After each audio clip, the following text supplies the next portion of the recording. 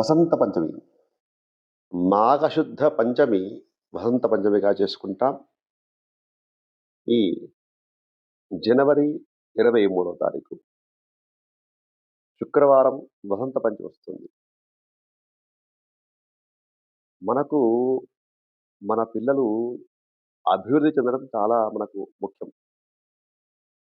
అయితే వాళ్లకు అక్షర స్వీకారం చేయించడం, మా పిల్లలు బాగా చదవాలి, మంచి జ్ఞానం రావాలి, మంచి బుద్ధి రావాలి అంటూ సరస్వతి అమ్మవారి దగ్గర వెళ్లి అక్షరాభ్యాసం చేయిస్తుంటాం.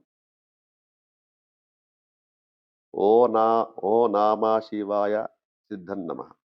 ఓ నామా శివాయ సిద్ధన్నమః. మరి ఈ అక్షరాలకు, ఈ జ్ఞానానికి, విద్యకు అన్నిటికీ అధిష్టాన దైవము శివుడు. కానీ విద్య, వివేకము, విజ్ఞానము ఇదంతా గూడా జిహ్వ మీద, నాలుక మీద అంటే జిహ్వాయాం సరస్వతి అంటారు. నాలుక మీద ఆ సరస్వతి తాండవిస్తుంటేనే మనము ఏదైనా మంచి పలుకులు పలుకుతాం. అందరి మన్నన పొందుతాం. కాబట్టి శివుడు విద్యలన్నిటికి కూడా అధిష్టాన దైవమైతే, ఆ యొక్క సరస్వతి అమ్మవారు ఆ విద్యలన్నిటికి కూడా ఏ విధంగా ఉంటుందంటే, చక్కటి మనకు ఏ విధంగా ఒక అధికారిగా ఉండి, మనను ముందుకు నడిపిస్తూ ఉంటుంది.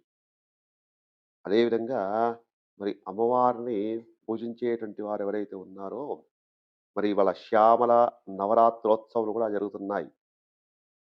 శ్యామల నవరాత్రుత్సవాలను గూడా జరుపుకుంటూ మధ్యలో పిల్లల గురించి ఈ సరస్వతి అమ్మవారి యొక్క అనుగ్రహం గురించి పొందేటువంటి వాళ్ళందరికీ, పిల్లలకి అందరికి కూడా విద్యాబుద్ధులు అందుగాక.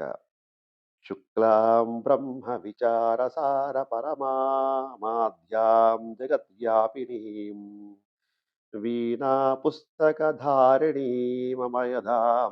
జాడ్యాన్ధకారాం మహాం హస్తే స్ఫాటికమాలికాం విదదతీం పద్మాసనే సంస్థితాం వందే తాం పరమేశ్వరీం భగవతీం బుద్ధిప్రదాం శారదాం.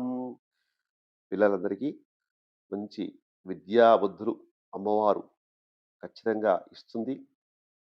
అందరూ గూడా ఈ వసంత పంచమిని చక్కగా జరుపుకొని, ఆ పిల్లల గురించి సరస్వతి అమ్మవారిని పూజించండి. అంతా బాగా జరుగుతుంది. శుభం.